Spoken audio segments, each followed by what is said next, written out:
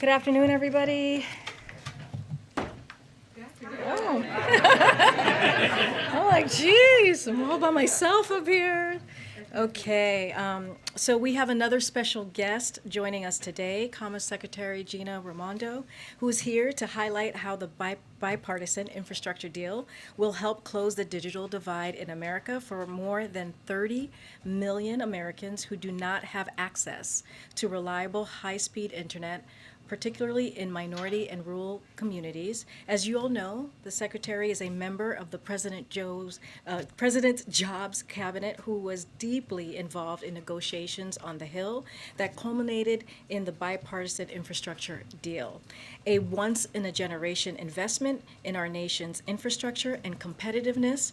Today, the Secretary will discuss the role of the Department of Commerce in implementing this bill to build up broadband infrastructure. This will deliver for the American people by teaching digital skills, getting kids the devices they need to succeed, and improving overall accessibility and affordability. And after she is done giving her remarks, we'll take Q&A, and I'll make sure to guide that and get people in the front and get people in the back. Yes, Secretary? All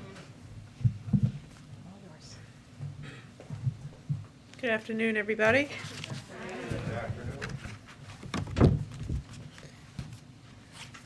Well, first of all, thank you for inviting me today. It's a pleasure to be with all of you.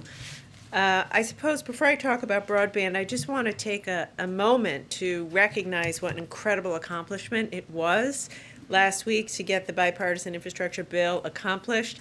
I can tell you, prior to this job, I was governor of Rhode Island for 6 years, and every year we were told an infrastructure bill was around the corner. It's going to come, Governor. The infrastructure money's coming. But of course it never did. And President Biden delivered. President Biden stepped up. He led. None of this could have been done without his leadership. He was so personally engaged, working across the aisle to compromise, to get results, to deliver for the American people, and that's what happened. And I don't think we can underestimate the impact of this. The Infrastructure Investment and Jobs Act will help Americans and deliver for Americans. As it relates to the Commerce Department, it is going to enable us at the Commerce Department to fund key priorities that will have very tangible positive impacts for American workers and businesses. Just to tick off a few things, it's substantial funding for NOAA to increase climate resiliency and restore and improve coastal habitats.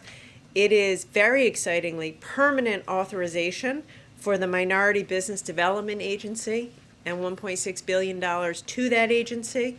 MBDA, which resides in the Commerce Department, is the only federal agency solely focused on promoting the growth, development, and resiliency of minority-owned businesses. So it's pretty incredible. But today I'm going to focus particularly on broadband, as Karine said.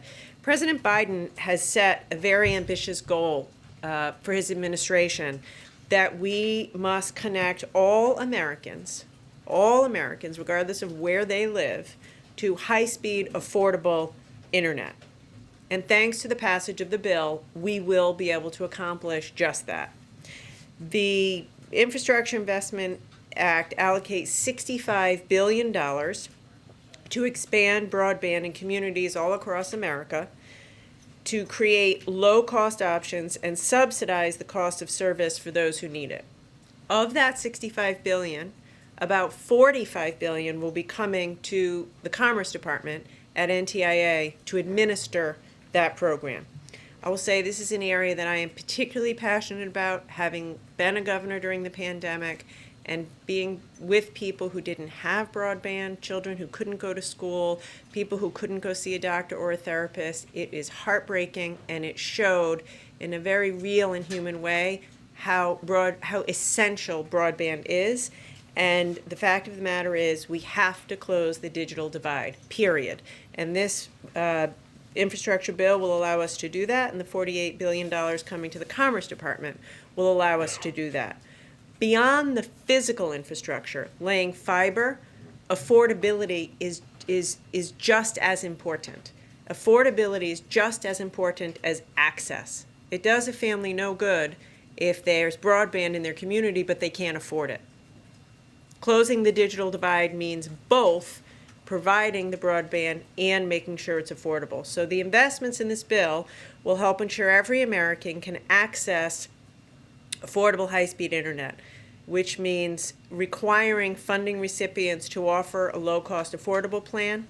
Everyone who gets a penny of this money is required to offer a low-cost affordable plan, provide federal funding for broadband services to low-income families, requiring providers to be transparent about pricing to help families do comparison shopping for services where they have competitive options. I will confess this is going to be a massive undertaking for the Department of Commerce, but we're up for it. We've been planning for months and we're up for it. We plan to work in close collaboration with states, counties, cities, community-based organizations, and the private sector in partnership to develop grant programs which will ensure that we roll this out in an efficient manner. Broadband is the gateway to economic opportunity, and so in order to open that gateway, we're putting equity at the center of everything we do. I will say, to truly transform our economy into one that works for all Americans and one that will make our country more competitive on the world stage, we have to make investments in a way that is equitable and just. And we view this lens across all of the work we do at the Commerce Department, and it will be particularly front and center with the broadband work that we will be doing. It will not be easy. This will be technically difficult.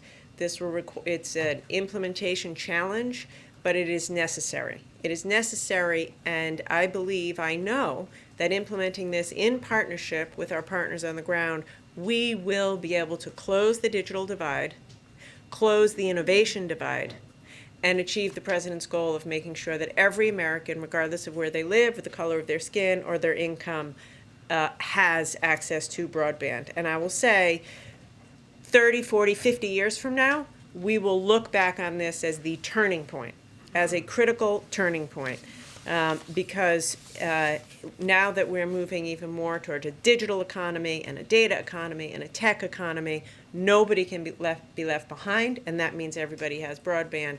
And due to the President's leadership, we're going to be able to deliver on that. So with that, I will turn it over to you. Thank you. Go ahead, Rita. Thank you, Karine. Thank you, Secretary, for being here. Can you walk us through the logistics of how the money is going to be allocated? From what I understand, at least $100 million will go to states. And then, is it totally up to the states to determine what projects to launch, or will there be federal oversight? But basically, I'm trying to understand how the money is going to get funneled through and how the remaining money is going to be allocated. Yes, thank you. So, in terms of the practicality of it, each state will receive $100 million, as you say. The remaining money will be allocated based on need, based on how many underserved households there are in that state. So the whole name of the game here is to focus on the underserved and the unserved, and on affordability. We have to make sure that we don't spend this money overbuilding. So, which means we'll have to work very closely with the FCC and using their maps to make sure that we focus the money where broadband doesn't exist now. So we plan, everyone gets $100 million. Beyond that, it'll be based upon unserved, based upon need. We're going to give out a grant per state, and each state will then give grants to sub-grantees on the ground. We are, as I just said, very focused on equity and making sure there's affordability and ubiquity, which means we have to be flexible. Like in a state like Rhode Island, where I'm from, there's no rural Rhode Island.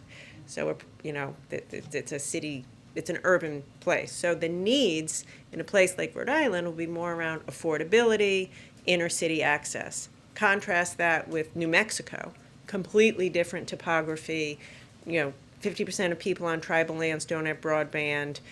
We need to account for the flexibility there, which is why it's going to be a state by state. There will be a tremendous amount of federal oversight and transparency. Every state has to put their plan online for everyone to see, and we are going to have very strict criteria to make sure that we achieve the goals of affordability and access. When do you think the first expansion projects will get underway? I'm sorry, say again? When will the projects get underway? When do you think states will physically start Yeah, to so, implement? I would say first we have to have the law, and then it'll take us some time to get set up, some number of months. So, I mean, it's hard to say. I would say, well into next year. Thank you. Secretary, I'll step in. With this Hold on a new second. money, Yamiche, Secretary, Secretary, quick Thank you. before Hold on a you. second, Can sir. you guarantee people Please, living sir. in internet dead zones? This is about Yamiche, go internet ahead. dead Go zones. ahead, Yamiche. Secretary, Thanks so much for taking Internet dead. The first question I have is, can you talk a bit about how quickly Americans will feel the impacts of this, and as well as if there are some more longer term goals that maybe are 10, 20 years down the line? Can you talk a little bit about the timing of this? So I say, first we are already implementing, in the rescue package, Commerce received some money related to broadband, and we're already putting that out now. There's a tribal initiative, there's a rural initiative, USDA it has that, we're working with them. So some Americans will start to see relief, this year, soon. As I just said over here, the rest of this, I think it will take us some number of months to, start getting the money out the door. It'll be staged in. We want to get relief out there as fast as possible, but in a quality way. So some of the affordability metrics, providing subsidies, that can happen more quickly. Laying fiber across America, that will take time, but we'll be creating jobs at every step of the way. One other quick question is just about, can you talk a little bit about the equity portion? Are there percentages or numbers you want to hit? Maybe you won't speak to them publicly here, but I'm wondering how you're going to measure success. Every single American has access to high-speed, affordable broadband, which means truly affordable. Does that include people living in internet dead zones? Thank Internet you, dead zones? Secretary. Fair question. Appreciate your being here. Obviously, as former governor, you know the importance of the coordination with governors and the various states. Can you talk a little bit about the outreach so far, and are you taking the lead on that in terms of being in touch with these various governors as they implement these changes? Yes. So I should tell you, we've been preparing for this. We are figuring out already how we're going to staff it within the Department of Commerce, how we're going to make sure we have accountability. I've already had several convenings with governors. I've been speaking with governors, with mayors, with tribal leaders, and we will, now that this is official, we're going to significantly ramp up that engagement. And just to follow up very quickly, as you talked about, you need to target rural areas and then more urban areas. How do you determine which areas you're addressing first? Is it an all-hands-on-deck approach? How can we expect to see the rollout happen? We are asking each state to give us a plan. So we are saying to them, show us a plan that guarantees every single person in your state has access to high-speed, affordable internet. And then we're going to evaluate that plan, adjust it, provide technical assistance to make sure at the end of the day we hit the goal. And just to push you on the timeline a little bit, some of the physical infrastructure projects are estimated to take 6 months to a year. Is that about the same timeline that you're tracking for this? Look, it's really hard to say. We have to be flexible. Laying fiber in a place with a mountainous, difficult topography, that could take years. Thank you, Karine, and thank you, Secretary Raimondo. I want to ask you about implementation. It seems to be the focus of a lot of our questions. 1 year from yesterday, the midterm elections will take place. Can you guarantee that people all around the country will see that implementation take place before the midterm elections? And what type of projects are you looking at in terms of implementation between now and then? So certainly Americans will feel and see in their communities much of the progress that the Biden administration is overseeing. I mean, from the rescue package to the infrastructure package. It is not the case. I think every community will see activity and action. Some communities will start to see, people working, laying fiber. But I also think it's important to be realistic. You have to be honest with people, which is to say, we want to get this right. It's more important to get it right than to rush. So I think people will see their state putting together a plan. They'll see us starting to move out on that plan. But you know, not everybody's going to have broadband a year from now. A year after President Obama signed the Recovery Act, he acknowledged that this idea of shovel-ready jobs is not reasonable. It doesn't exist. Would you agree with that statement in terms of what President Obama said after the passage and his signature on the Recovery Act back in 2009? Look, there's all different kinds of projects. There are many projects that are shovel-ready. I can tell you that from being governor. You know, in my state, there are many projects that are shovel-ready, need money to be added. There are others, and broadband is an example, that require more planning, that require thoughtful technical planning. So the whole point of the infrastructure package is to deliver for Americans. I promise you this, a year from now, many people will be working in high-quality jobs because of this package. But I also promise you that the president wants us to get it right. And if it takes a little longer to lay the groundwork for fiber and broadband, then we're going to do that. What's your message to people who live in internet dead zones? I can't hear, I'm sorry. I wanted to ask, thank you, about the deadline that your department had imposed to get voluntary data from semiconductor manufacturers and other companies. Did your department receive all of the information that it was looking for from these CEOs? And then also, what's your reaction to China appearing to be angry about TSMC's compliance with your request? They called it extortion of confidential information from chip firms and talked about concerns that the U.S. could use this information to sanction Beijing. What's your reaction to that? Yeah, so the deadline was yesterday. So we haven't yet had the opportunity to go through all the submissions. I will tell you, over the past couple of weeks, I have spoken to the CEOs of a number of semiconductor companies, including TSMC, asked them for their compliance, and they all said that they would be complying and sending us the information that we're asking for. It is laughable to suggest that it's coercion because it is voluntary. We're asking them to cooperate with us. And the truth is that this is what President Biden has said to us on his team: use every tool that we have to deliver relief for the American people around supply chains.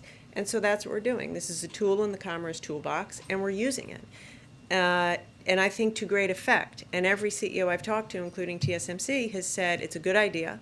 It will increase transparency in the supply chain, which will cut down on bottlenecks, and that's why they're complying, their own choice. Does China's reaction make you think that the U.S. should have a more clear strategy toward possibly defending Taiwan, given their response to this? You've called the semiconductor shortage a national security crisis. They're obviously being very responsive to the White House probe for more information, and they're hedging on that. What do you think about how we should approach Taiwan, defending Taiwan? I think what I've said, which is that the lack of domestic production in America of semiconductors poses not only an economic threat, a national security threat, and we need Congress, the House, to pass the CHIPS Act, or USICA, as quickly as possible so that we can get to the business of making more chips in America. Are you pushing for that vote to come up soon? Yes, tomorrow would be great. Let's take two more so we can let her go. Go ahead, start you in the back, the gentleman. Thank you. You've mentioned a couple of answers, the jobs created from this. I'm curious, is there a workforce right now that is able to fulfill this broadband expansion? Would you train people how to do this? Such a good question. So I would say yes and no. But we, in working with Congress on this portion of the bill, we specifically said keep it flexible so we could use some of the money for workforce training.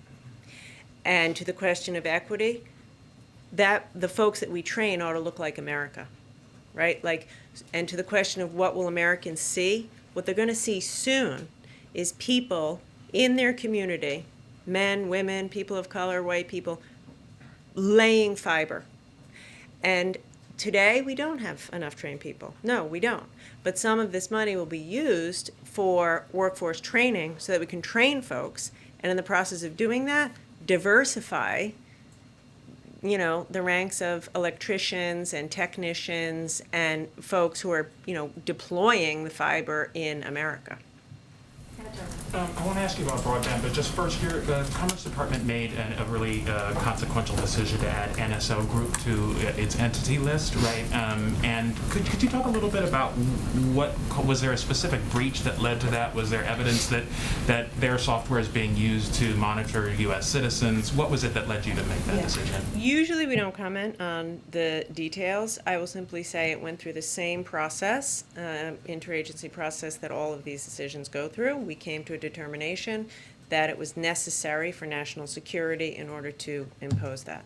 Okay, and then on the broadband question, Congress exempted the infrastructure bill, this $42 billion pot of money that you have, from the Administrative Procedure Act, which requires a number of things in terms of public notice. I'm having bad flashbacks to law school. Administrative law. Well, it's really important for journalists because we use things like the Freedom of Information Act to get information on how government is spending money that might be going to private sector companies. So since we don't have that, how do you expect us to hold you accountable for how this money is being spent? So I'll confess I haven't gone that deeply into the weeds of that particular provision, but I will say this. As I said here, we are deeply committed to transparency. The way to build public trust is transparency. As a result, every single state plan is going to have to be put online. So you can comb through every detail of every plan to see where every penny goes. And I think that's really important. Thank you so much. Secretary, do you have a message for people living in internet dead zones? Can you guarantee they'll get Thank access you, to guys. broadband? It's real Thank simple. you. I hope you get out to enjoy the weather. Yes. So no comment Thank on you so people much. living in internet dead zones, right? Okay. It's going to be an interesting briefing. I have a few things for all of you at the top. So today, the Biden-Harris administration is announcing a set of concrete steps to accelerate investments in our ports, waterways, and freight networks. These goals and timelines will mobilize federal agencies, get money out of the door for high-impact projects faster, and lay the foundation for successful implementation of the historic investments included in the bipartisan infrastructure deal for our supply chains, jobs, growth, and competitiveness. This action plan will increase federal flexibilities for port grants, accelerate port infrastructure grant awards, identify project locations for coastal navigation, inland waterway, and land ports of entry, and launch the first round of expanded port infrastructure grants. Outdated infrastructure has real cost for families, as we all know, for our economy, and for our competitiveness. We're seeing that right now, even as we move record goods through our ports, with supply chain bottlenecks forming that lead to higher prices and lower deliveries for American families. Even as we take immediate action, we have a chance to make lasting fixes through the bipartisan infrastructure deal. The bipartisan infrastructure deal includes a total of $17 billion to improve infrastructure at coastal ports, inland ports and waterways, and land ports of entry along the border. This is the single largest federal investment in our ports in U.S. history. And these investments will improve the efficiency, sustainability, and resiliency of these hubs of commerce. As you all know, the President will be visiting the Port of Baltimore tomorrow, where he will further discuss the administration's Port Action Plan and the historic investment in ports in the bipartisan infrastructure deal. Today, our U.S. Surgeon General, Dr. Vivek Murthy, released a community toolkit for addressing health misinformation, continuing his administration's work to combat health misinformation during the pandemic and beyond.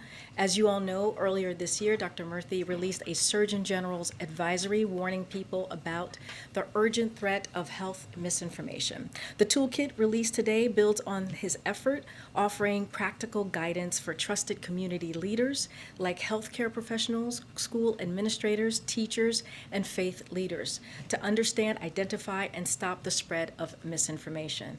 This is this is particularly timely. Yesterday, Kaiser Family Foundation released its vaccine monitor findings outlining that belief in pandemic-related misinformation is widespread, with 78% of adults saying that they have heard at least one of 8 different false statements about COVID-19 that they either believe to be true or are unsure if it is true or false. As we continue our effort to vaccinate more Americans, including children, it's mission critical Americans have access to accurate information so they can make health decisions based on facts.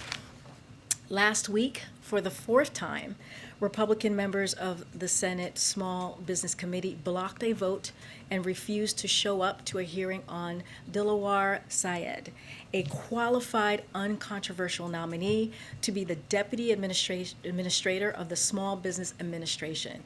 This is a position important for helping small businesses across the country, and Dilawar has had a successful business career and is endorsed by more than 200 groups and individuals, including the Chamber of Commerce. If confirmed, he would also be the highest-ranking Muslim in this administration. But Republicans whose justification for opposing his nomination keep shifting as argument after argument falls flat, continue to block a vote on his nomination. If for some reason they don't believe he should be confirmed, they should just say so and vote no. Instead, they are obstructing a vote from even taking place. As the SBA works to help small businesses build back from the devastation caused by this pandemic, we call on these Republican senators to do their job and show up and allow a vote on this qualified nominee. And that's all I have. Go ahead, Alex. Thanks, Karine. 2 quick ones on infrastructure and then one on COP26. To start, obviously, we're all pretty interested in timing for this bill. And the president said yesterday in his WKRC interview that Americans could see some of the funds go out, quote, literally in a matter of weeks. What exactly could we expect to see happen that quickly? And is there a risk that he and other administration actors are overpromising at this point when, you know, the secretary just mentioned that it could take months for a lot of these programs to go forward? Well, I think there's what you call shovel ready and shovel worthy. These are things that you will hear us talk about a lot. And the secretary actually did say there are projects that are shovel ready and ready to go, and that is actually a real thing.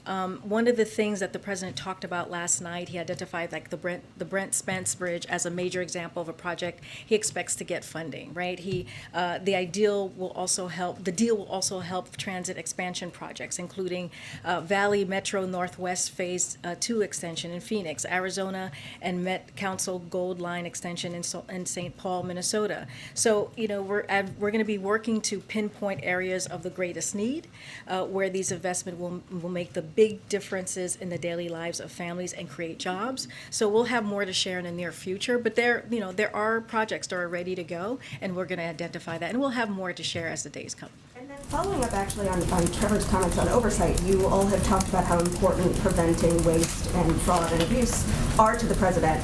So can you speak about what specifics the administration is putting in place to prevent that? And how involved will the president be? Is he looking at deputizing like a similar role to the COVID czar, or potentially doing what President Obama did with him and having the vice president oversee implementation, or any of those things on the Yeah, those are all great questions. As soon as we sign the bill, which I know you're asking me about timing, which will happen soon. As the president said on Saturday, he wants to make sure that the people who worked very hard on both sides of the aisle are there for the bill signing. So as soon as we get that done, we will share more. We'll share more about the implementation. And you're right, we want to make sure there is accountability. That is something that's going to be incredibly critical and important to the administration. And as you can imagine, this is something that's so important to the president. And so he'll be getting regular updates as we move forward and be very engaged on this. And then on COP26, how involved is the president sort of remaining in these talks as they go forward? And is he optimistic there will ultimately be a deal? Well, I'll say this, the president is definitely very engaged. We have White House officials who are there currently at COP26. Secretary Pete Buttigieg, that's where he basically left after leaving here, speaking with all of you. And so, again, we're very engaged. We have White House official staffers there as well who've been in and out of COP26. So, yeah, we're just going to continue to have those conversations, and we're optimistic. Thanks. I know that the president's not going to sign the bill until next week, likely when members of Congress can join him. But why is there not a more urgent effort to have him and members of his staff and cabinet out on the road selling and explaining the various components of the infrastructure bill and Build Back Better? Well, I'll say this, the president is doing local media, as Alex was just asking me about Cincinnati, and that is a way that's really important for to hear the president's voice, to talking directly to the American people. We'll see more of that. The president's going to be going to Baltimore tomorrow, and we'll continue to see the secretaries that we've listed who are going to be out there really selling this bill, as you say. But let me just add a few things.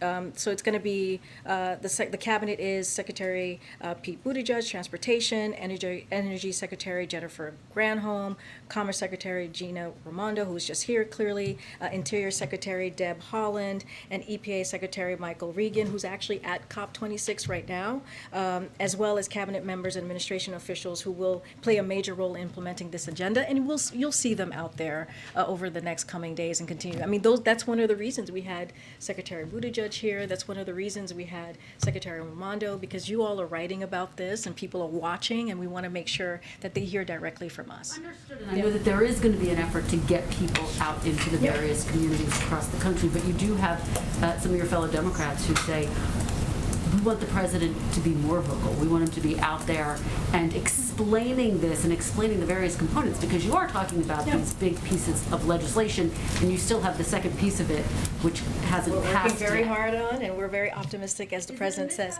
Though, to not have him and other top officials out in a more robust way now. But the president is out tomorrow. He's going to be in Baltimore. He's going to be talking about this. Yeah, and he'll continue to do more. And I would actually argue that he has been out there. Anytime that, I've traveled with him, many of you have been part of the pool where he talks about both the infrastructure bill and he's talked about the Build Back Better Act. And he's been into multiple states doing that over the past several months. Look, that's going to continue. I think what he wants to make sure is that get this signed, having all the parties, both on the Republican side and the Democratic side, who were very, very instrumental in getting this done, and then we'll continue making sure that we're selling this, talking to the American people. And you're right, this is a complex piece of legislation, but they're also very popular. We know, right, that the American public wants infrastructure. It is very popular. They want to see the modernization of that hard infrastructure. So we're going to continue to push forward. And one more, if I could, and Secretary Raimondo was asked about this, but I'm curious for your take.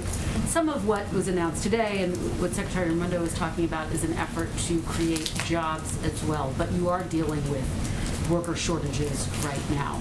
So how do you deal with the worker shortages, given your ultimate goal?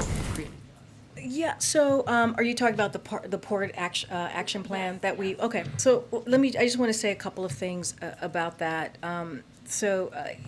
And what it's going to do in the short term, which is critical and important. So, while we're moving record amounts of goods through our ports and to shelves, we understand the frustration that Americans feel when backlogs lead to higher prices or delayed goods. So today's announcement builds on the steps we've already taken to help address the supply chain challenges we've seen globally because of that pandemic. So just wanted to make sure that was clear. And that is kind of part of what the president has already done, which is partnering with the ports of LA, Long Beach, along with leading retailers and shippers like FedEx and UPS to move goods in and out of those ports 24/7. So within weeks, the Port of Savannah, the third busiest port in the country, will have 5 pop-up sites in Georgia and North Carolina that will help ease congestion on the shipyard. So within 45 days, we'll be launching $240 million in grants to improve ports And in the weeks and months that follow, billions of dollars additional money will be flowing to improve our critical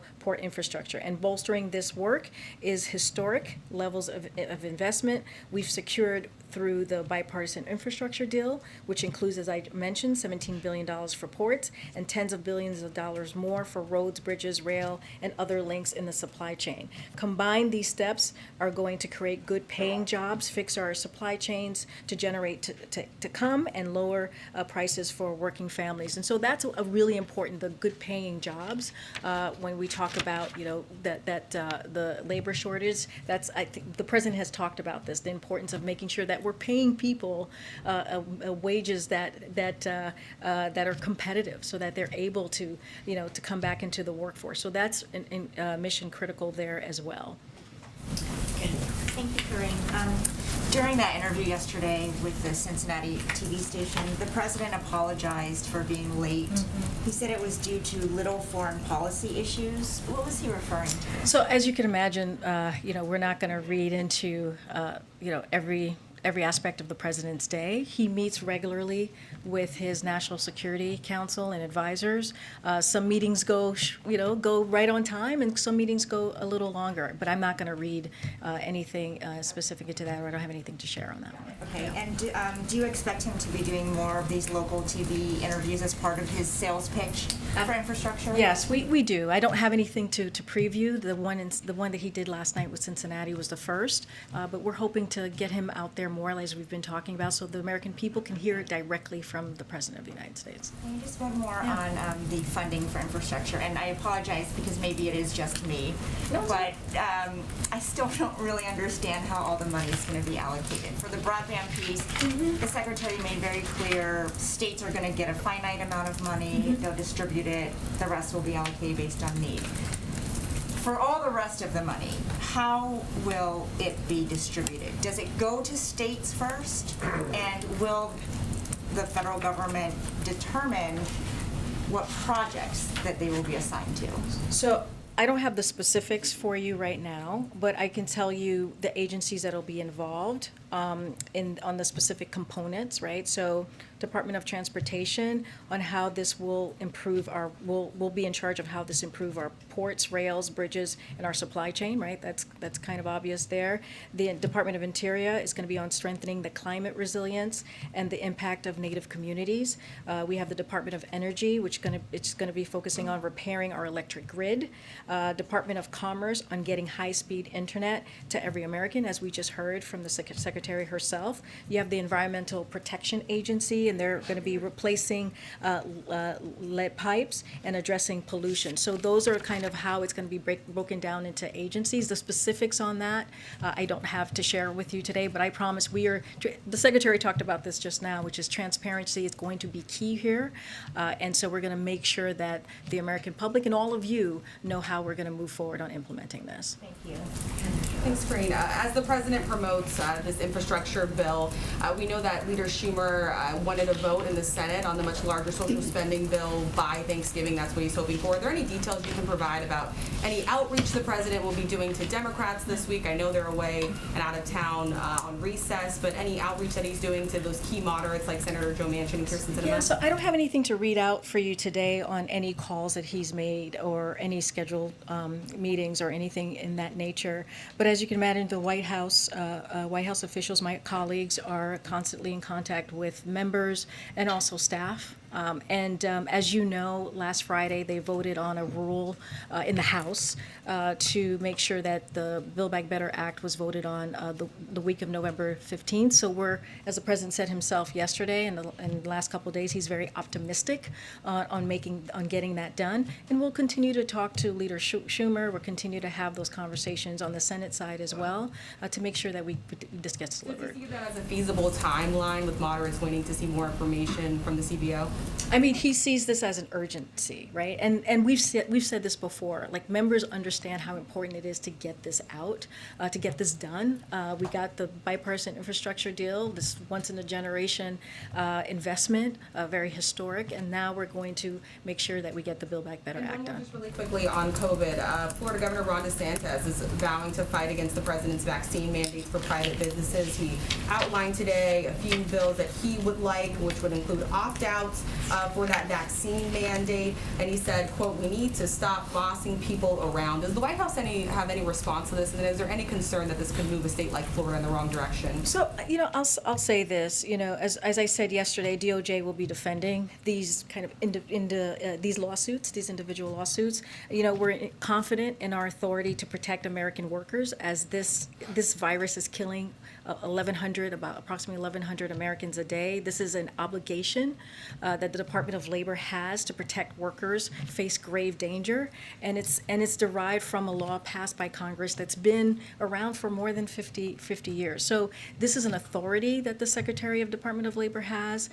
This is when you think about grave danger, when you think about 1,100 people dying a day, that is I think an authority that he can use to make sure that people feel safe in their workplace and that they don't get sick. So what we continue to advocate with from here is to push businesses to move forward with their policies now. These are policies that are protecting workforces and avoiding disruptions related to employees getting sick with COVID, as I just mentioned, expanding the workforce and saving lives. That's the business that we're in. That's why we put together, this president moved forward with this comprehensive vaccination effort very early on in his administration to make sure that we get to a place that we can get out of this pandemic. And the question is really that I have is, why are these legislators, these Republicans, getting in the way of that, getting in the way of saving lives, getting in the way of us making sure that the economy is working as well, and getting out of this pandemic? And so that's the question for them. Go ahead. So after Congress has passed the infrastructure bill, how much can the American people expect that inflation will be reduced as a result of that over the next 12 months, say? Yeah, I don't have a specific number for you. I'm happy to talk to our economics team and get something more granular there. But as we've heard from experts, whether it is an economist expert or the 17 Nobel laureate economists have said that this bill, the Build Back Better Act and bipartisan infrastructure, will ease inflation. So that's really important. That's something that we, when we hear members are afraid of going big, we say, well, this is going to actually help us in the long run, especially as we see with prices going up, we see the inflation continuing to be out there. And so that is really an important message that we have. I don't have, like I said, a granular number for you, but we know this from economists who have said that these two bills will help do that.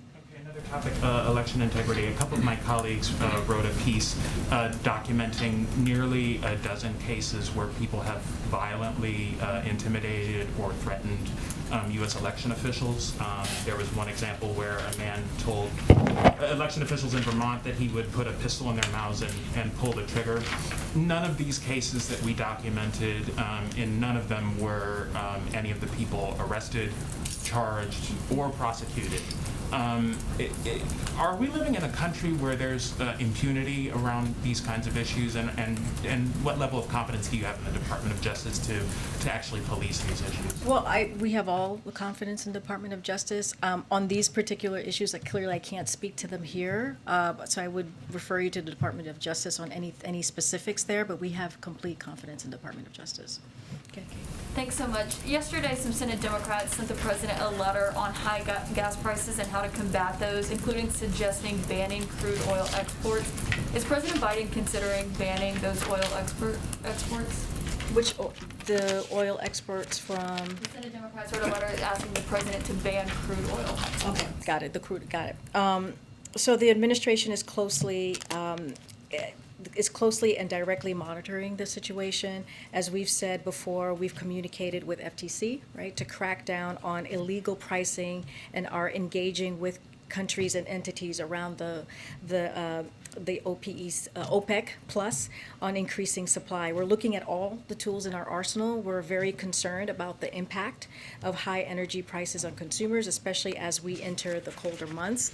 And so we're continuing, like I said, to monitor the situation, and we're going to do everything that we can from here to address. So is that something that President Biden is considering? I don't have anything specific for you. I can just tell you what we've been doing here, which is calling on OPEC to increase their supply. We've been looking at, the monitoring the situation. I mean, one of the reasons why the president said no to paying for a bipartisan infrastructure bill with a gas tax is because of this.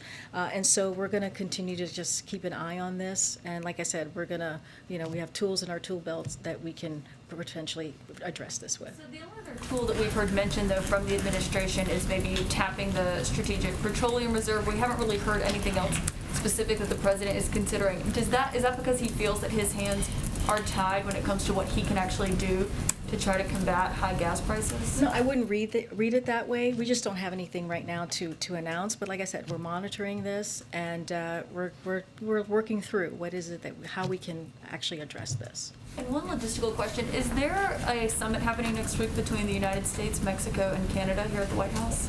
I don't have any information on that. I'm happy to check with the National Security Council. Yeah, no problem. OSHA Authority? Good. Thanks, Karine. With respect to the Line 5 pipeline replacement, is one of the possible outcomes from whatever happens after this study reduced output? So let me, I'm going to use this opportunity to have some clarification here. So I think there was some confusion yesterday about the Line 5, so I just want to clarify again. So Peter's question yesterday was about the current Line 5, your colleague. And on the current pipeline, as you know, the state of Michigan is objecting to the continued use of its easement for the current pipeline. Additionally, Canada has decided to invoke the dispute resolution provision of the 1977 Transit Pipelines Treaty on the current pipeline. We expect that both the U.S. and Canada will engage constructively in those negotiations. Canada is a close ally and a key partner in energy trade, as well as efforts to address the climate crisis and protect the environment. These negotiations and discussions between the two countries shouldn't be viewed as anything more than that, and certainly not an indicator that the U.S. government is considering shutdown. That is something that we're not going to do. As it relates to the current pipeline, in addition to those negotiations, the current pipeline is subject to litigation between Enbridge and the state of Michigan, and those parties can speak more to the process. So what I think confused some folks here is that there are as a result a consent decree. As a result, there is a suggested potential replacement for a portion of Line 5. The Army Corps of Engineers announced an environmental impact study of that potential replacement in June, which is what I was talking about yesterday, and that's the study I mentioned. And so that was announced in June and is about the potential replacement, not the current line, which is what Peter had asked yesterday. So again, nothing new to share on the current line. We expect the U.S. and Canada to engage constructively on it. I don't have anything else to share about that. The current pipeline needs to be replaced and that there is this study ongoing. Would a possible outcome from that study be a choice that limits output? And also, what's the timeline for that study? I had seen some reporting that a decision could come after the reconciliation vote, and that could be as soon as next week. I don't have a timeline on the study. Again, this is the Army Corps of Engineers who are taking this under. I don't have anything more to share. And I want to ask you about another story that's just breaking from our Justice Department reporter. Two sources are telling Fox that National Security Advisor Jake Sullivan is the foreign policy advisor mentioned in the former Clinton lawyer Michael Sussman's indictment. I understand that this just came across while you're at the podium, so you haven't probably had a chance to read into that, but what is the White House comment on that, and is there any conflict here, given that there has been news around the indictment? Is there any conflict here that would preclude Sullivan from being able to carry out his duties? As you just said, Jackie, I'm just now hearing this, so I don't have a comment for you at this moment. I don't know anything about what you're just mentioning, so I have to talk to our team. And there has been news around the dossier, though, over the last couple of weeks, and sort of this feeling that it's falling apart after the revelations that the Clinton-tied lawyer had lied to the FBI. Now, knowing what we know about the dossier, is there any concern that there was a lot of focus or too much focus on that during the president's campaign? So, Jackie, I refer you to the Department of Justice. I'm not going to comment on that from here, from the podium. Go ahead, Samantha. Thanks, Karine. What kind of outreach has the White House done specifically to the 6 House progressives who voted against the infrastructure deal? I don't have any outreach to speak to at this moment. As I've said many times before, we are in constant communication with members on the Hill, but I don't have anything to share at this moment that's specific. And also, a Republican member of Congress today shared a video on Twitter in which he appeared to attack, to be shown attacking Congresswoman Ocasio-Cortez and the president. Twitter's put a disclaimer on his tweet now. Does the White House have a position on how social media companies should be moderating this type of content? So I'll say this, there is absolutely no place of any kind of no place for any violence of any sort in this political system, and I don't want to go any further than that. I leave it to the social media platform on how they're going to move forward on that. But there is no place for that, for any type of violence or that type of language in the political system, and it should not be happening, and we should be condemning it. Thanks, Karine. Question on another topic, but first on infrastructure. Obviously, the administration has had months as we were watching this bill go through the process of making its way through Congress. Why don't we have a concrete list of projects that will be pursued first, and why don't we have a clear timeline on when those will be implemented? We'll have something soon. I mean, this is something that clearly, as you said, we've been working on for a long time, and there was a process, right? There was a legislative process that was happening, and now we're in a place where the president's going to sign this legislation soon into law, and once that is done, we will lay out our plan. We will be transparent. That's one of the reasons why we're bringing the secretaries here for the different components of the bill, to talk to all of you, to take your questions on how they're thinking about this, how they're going to be implementing this to the American public, and we'll have more. We'll have more to share. And then we were told much earlier this year that the president would be getting his annual physical later this year. It's obviously later this year. The year is almost up. So when will he be getting that physical, and will we get the full results? I was just thinking, you're right, it is later this year. It's November. I don't have... The year is flying by. I don't have anything for you. As Jen has said, and we have said, that is going to happen, and once it does, we will be transparent about it. It will for sure be done before the end of the year. I think that's what we have said in the past. We will get this done. We'll make sure to get this done and share it with all of you when it gets done, when it happens. Go ahead. Yeah, Tim. I have a seasonal question that I apologize for in advance, but will the president be pardoning turkeys this year? Oh, wow. A lot of people have asked me. I'm now asking you. I mean, it is a regular tradition, so I'm assuming that will be happening. I don't have any news or any schedule to share with you on that particular pardoning of the turkey event, but I'm sure that we'll have something soon. Okay, but thank you for the question. Very serious stuff, but actually on a more serious note, parents will be getting their second to last child tax credit payment, expanded tax credit payment later this month. What message does the White House have for them?